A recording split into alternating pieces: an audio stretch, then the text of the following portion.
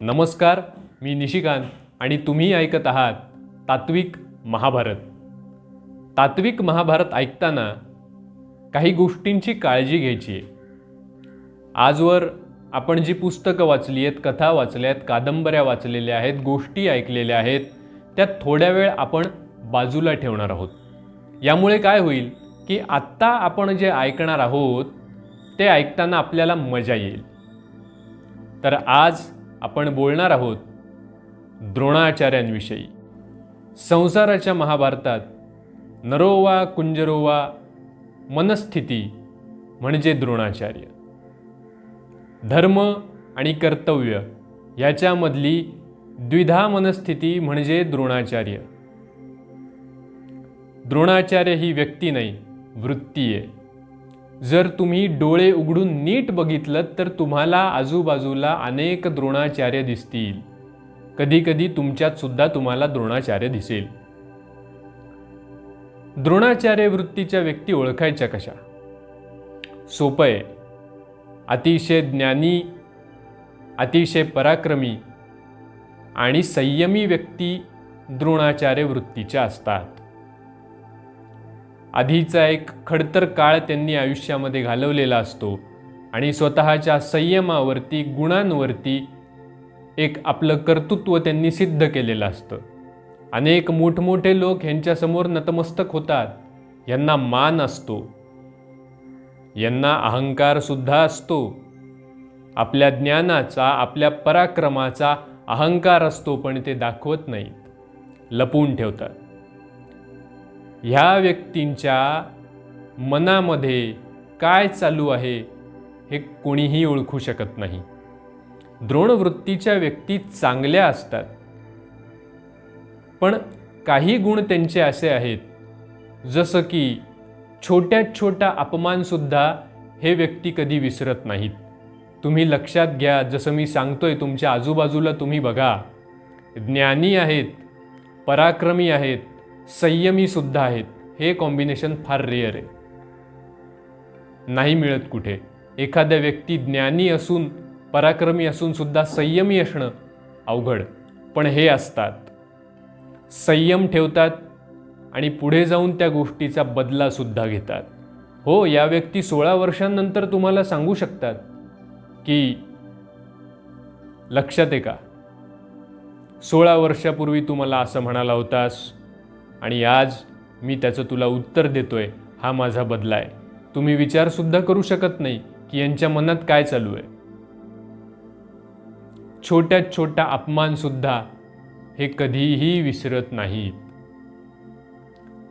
यांच्याकडे इतकं ज्ञान असतं की हे आपल्यापेक्षा श्रेष्ठ लोक बनवू शकतात, घडवू शकतात.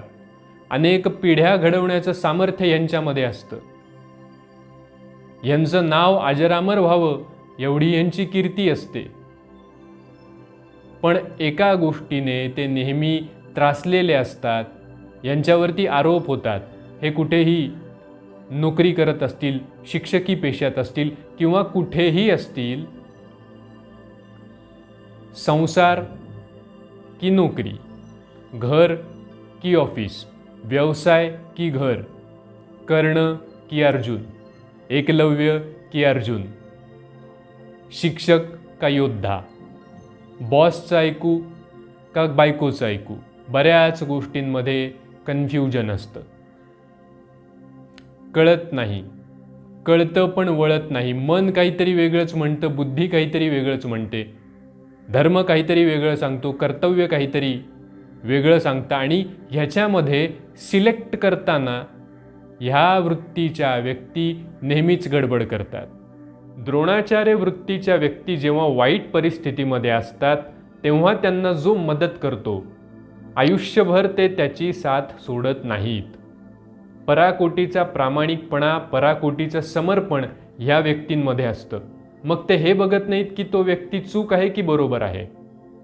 मला भीष्मांनी मदत केली होती तर मला त्यांच्या बाजूनी उभं राहायचं आहे. भलेही ते अधर्माच्या बाजूनी का असेनात, मी अधर्माच्या बाजूनी उभा राहणार. ही द्रोणाचार्य वृत्ती आहे. इथे ह्याचा सुद्धा विचार करणार नाहीत की मी कोण आहे, मला ह्या गोष्टी करणं गरजेचं आहे का?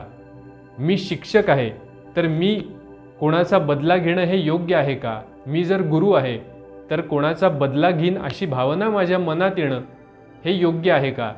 हे विचार त्यांच्या मनात येत नाहीत. का? कारण कोणीतरी माझ्यावर उपकार केलेत आणि मी त्याच्या ओझ्याखाली दबलोय, ही मनस्थिती त्यांची बनते आणि स्वतःचं पोटेन्शियल, स्वतःचे तत्व, स्वतःचा पराक्रम, बुद्धी सगळ्या गोष्टी त्या एका गोष्टीसाठी ते विसरतात. ते द्रोणवृत्तीचे व्यक्ती असतात. अश्वत्थाम्यासारखा व्यक्ती निर्माण होण्यामागे द्रोणाचार्य वृत्ती जबाबदार आहे. द्रोणाचार्य वृत्ती कारणीभूत आहे. न्याय, नीती आणि तत्वज्ञान याचं शिक्षण देणारे द्रोण रणांगणामध्ये ज्याप्रमाणे अभिमन्यूवरती हल्ला करतात, अभिमन्यूची हत्या करतात, तिथे नीतीला, न्यायाला कुठेतरी ते तिलांजली देतात. द्रोणांकडून ही गोष्ट अपेक्षित नव्हती. द्रोणवृत्तीच्या व्यक्तीसुद्धा भावनेच्या भरामध्ये कोणत्याही थराला जाऊ शकतात. तेव्हा त्यांचा विवेक, बुद्धिमत्ता, त्यांचं सामंजस्य, संयम काहीही कामाला येत नाही. संसाराच्या महाभारतात जेव्हा कोणी द्रोण असतो तेव्हा त्याच्यासोबत इतर लोकांचं सुद्धा भविष्य एकतर उत्कर्ष पावत असतं किंवा भरडलं जात असतं. कारण समाजामध्ये जेव्हा एखादा शिक्षक, एखादा गुरु चांगलं किंवा वाईट करतो, त्यासोबत समाजावरती सुद्धा त्याचा परिणाम होत असतो. युद्धामध्ये जरी योद्धा असलेले द्रोणाचार्य मारले गेले तरी सुद्धा नुकसान कोणाचं झालं? एक योद्धा जरी मेला तरी त्यासोबत एक आचार्य, एक गुरु आणि एक मोठा शिक्षक रणांगणावरती धारातीर्थी पडला, ज्याची काहीच गरज नव्हती. रणांगणामध्ये जेव्हा द्रोणाचार्यांचा मृत्यू होतो किंवा द्रोणाचार्य वृत्तीचे लोक जेव्हा लयाला जातात, तेव्हा त्यांना उपरती होते की अरे, हे नुकसान फक्त माझं नुकसान नाही आहे, भावनेच्या भरामध्ये मी एका पूर्ण पिढीचं आणि येणाऱ्या भविष्याचं नुकसान केलंय. मी अनेक उत्तम अर्जुन बनवू शकलो असतो, मोठे धनुर्धर, विद्वान व्यक्ती, पंडित, पराक्रमी योद्धे मी बनवू शकलो असतो, माझ्याकडून ते घडले असते. पण आज मी हा निर्णय चुकीचा घेतला आणि त्यामुळे अनेक पिढ्यांचं नुकसान झालंय, याची उपरती त्यांना नंतर होते. भावनेच्या भरामध्ये जो आपली कर्तव्य विसरतो, आपली तत्व विसरतो, तो द्रोणवृत्तीचा व्यक्ती असतो.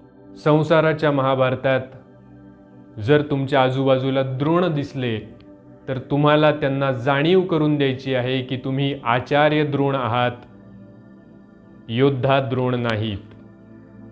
तुम्ही शिक्षक आहात, तुम्ही अनेक पिढ्या घडवू शकता, तुमच्यामध्ये पोटेन्शियल खूप आहे. तुमची गरज राष्ट्राला आहे, रणांगणावरती नाही. द्रोणवृत्तीच्या व्यक्ती एवढ्या ज्ञानी असतात, एवढ्या पराक्रमी असतात की त्यांचा पराभव करण्यासाठी भगवान श्रीकृष्णांना सुद्धा शब्दछल करावा लागतो. जसं मी सुरुवातीला सांगितलं की मोठमोठ्या व्यक्तीसुद्धा यांच्यासमोर नतमस्तक होतात आणि यांना हरवणं त्यांच्यासाठी अशक्य असतं. तेव्हा छलकपट याचा सहारा घेऊन यांना पाडलं जातं, यांना नेस्तनाबूत केलं जातं. का? कारण ती काळाची गरज बनते. जर द्रोणाचार्य योग्य बाजू निवडतील तर कधीही महाभारतात कोणत्याही शिक्षकाला, कोणत्याही गुरुला मान खाली घालावी लागणार नहीं। अगर आपको कहीं द्रोण मिले तो उनके पास जाना, उनके चरण छूना, उनसे बहुत सी चीज़ें सीख लेना, लेकिन समय आने पर उन्हें ये ज़रूर बताना कि आप गुरु हो, आप शिक्षक हो। तो आप राष्ट्र को बनाइए, राष्ट्र की धरोहर संभालिए, राष्ट्र के युवाओं को प्रेरित कीजिए, आप राजनीति में मत उतरिए। आप युद्ध भूमि में मत जाइए। जब कोई शिक्षक राजनीति में चला जाता है तो सबसे ज़्यादा नुकसान राष्ट्र का होता है। जब कोई शिक्षक युद्ध भूमि पर आ जाता है तो सबसे बड़ा नुकसान आने वाली पीढ़ियों का होता है।